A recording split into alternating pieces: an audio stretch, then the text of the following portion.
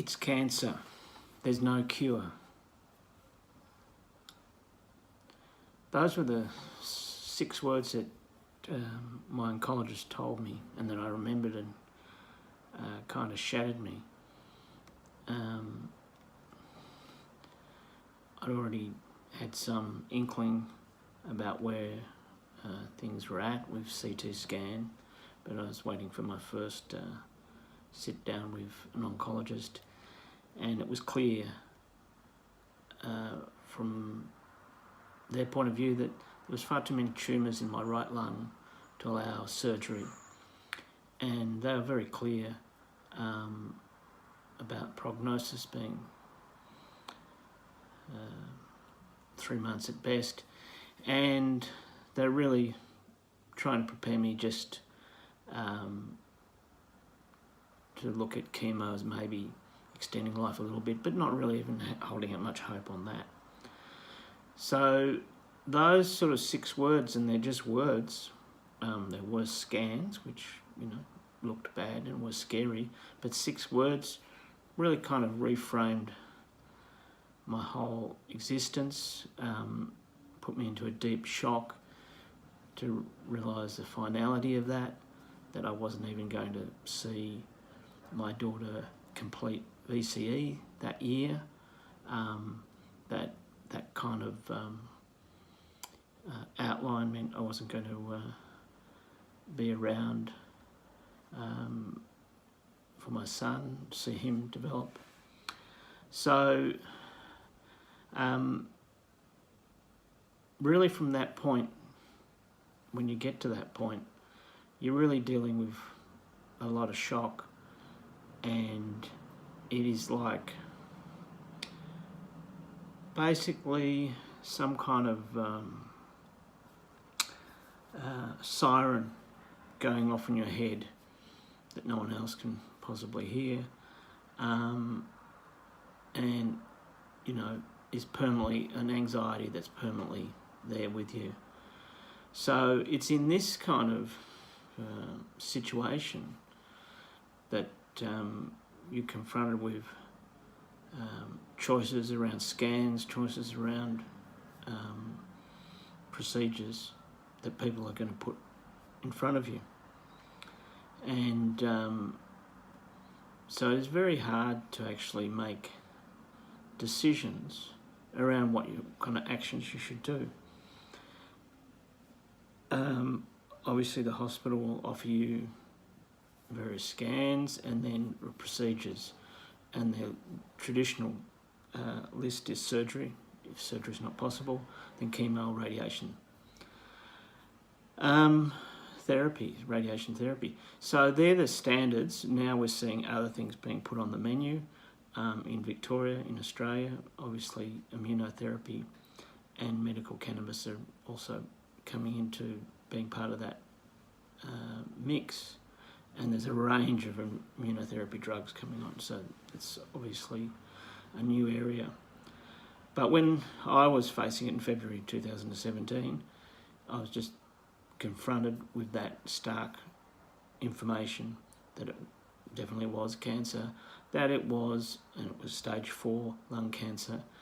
It had completely invaded the right lung, making it inoperable. And there was a few other nasty details, like the left lung tumour was starting to move into the bone, and the right lung tumours had been pressing against the spine and causing nerve pain, which is what had triggered me to investigate my condition. So really it's a bit like a car accident after that, and you know, people are asking you and advising you or about what treatment's going to occur to you, and you're not really in a great state to analyse things.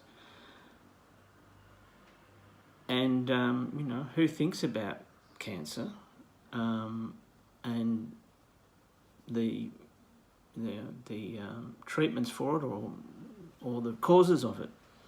We don't. We basically live our lives and hope that we won't get it, even though stats actually show people in Australia have got a 50% chance of eventually getting some form of cancer. So we still don't, I suppose, look towards the negative there. So we have, unlike other illnesses that you get from time to time, you have no real experience in treating it. And some of us have had families with multiple generations of cancer. And again, that's not great help, because a lot of the earlier treatments in the 80s and later on was pretty brutal forms of chemo that I had observed. And, it was certainly long and painful notions as well.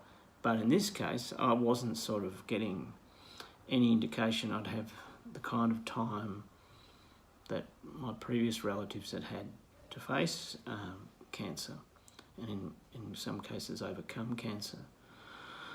So there's not a lot of in a state of shock. It is pretty hard to go in through any rational notions or about what you should be doing with your body, or which treatments you should accept, or which treatments might be too risky. You're pretty much in a state of panic and shock, because the fear of death almost kind of grips you. So at that point, going online and looking can be incredibly confusing, shocking and contradictory. And it is really, really tough. Out of sheer fear, I spent the next 2 months doing some pretty radical changes to my diet. And fundamentally, I'd been given 2 or 3 pages of photocopies of suggested recipes and suggested things to drop. And I adopted a really radical approach to that. I didn't have the emotional strength to sort through for hours and hours online to try and sort out what I should do. But I had seen older relatives of mine adopt vegetarian diets and extend their lives in terms of cancer, but not survive it. So, having had been told by the doctors they could not save me, there was no cure, was actually a good starting point. But of course it was shocking and terrible on an emotional level and on a psychological level. But fundamentally, I then had to kind of throw myself into a range of other actions, because I'd been given a clear indication that this very shiny, big, huge, billion-dollar hospital and the best minds around said they didn't have the techniques to extend my life for any lengthy period of time. So luckily, the fear alone drove me to daily actions and a complete kind of change in my lifestyle and approach, and I just had to shut out a lot of things. Australian media, Facebook, a lot of stuff that is just simply negative and wasn't going to help my immune system or my overall health. So that's sort of the path I went on. I'd excluded 2 of the 5 food groups that we're told we must eat. But in many ways, maybe my system needed, to have a rest from a lot of things. And I managed to use to sleep despite nerve pain. The pain management I'll deal with in another video. I think it's so complex, but I also had to find alternative pain management, because what was prescribed to me was ineffective, was dangerous, and was addictive. So that was another challenge in itself. But just the shock and the fear can paralyse you, and but I suppose my approach was that if they said conventional treatments couldn't save me, that there was no cure, then I was going to look outside the hospital, and I was look internally myself and try and re-engineer and look at anything.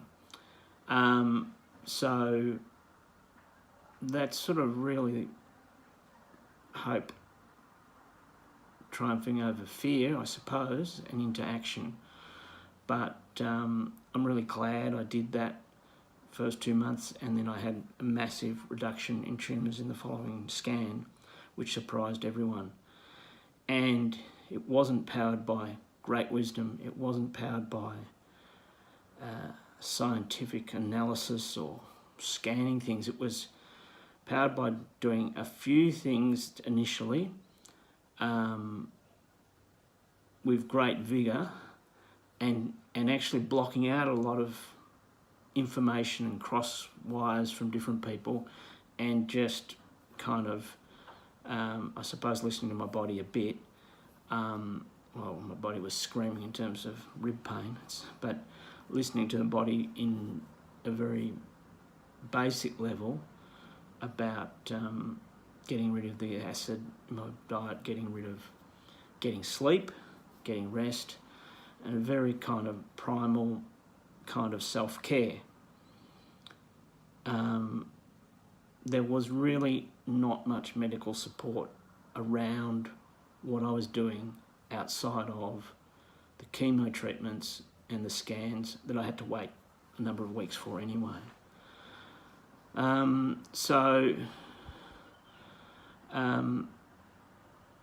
You know, it was clear to me, you know, my treatment was going to be an experiment anyway. They're going to apply this thing for months, then scan, then hope. So why wouldn't I also do an experiment on myself in terms of rest, in terms of pain killing, instead of techniques, in terms of diet? You know, basically, why wouldn't I do that? And why wouldn't I try and, you know, fool myself that there is some hope of what was clearly, clinically, objectively, scientifically, a hopeless situation? So that's how I got through that, and those 6 words basically spurred a whole chain of events, which then put me in a position to feel confident, at least, that my body and my immune system had the capacity, with some external changes, internal exchanges, and of shrinking tumours. But it would have also been very easy that those 6 words would have just frozen me in time and in fact become like a self-fulfilling prophecy. So there is no cure, just get to work, because the cure is your immune system functioning properly. So you don't have to scan the internet, you don't have to wait for wonder drugs, you have to grab whatever's available wherever, in terms of immune boosting and shrinkage, and just swing into action. You know, don't let 6 words freeze you with fear.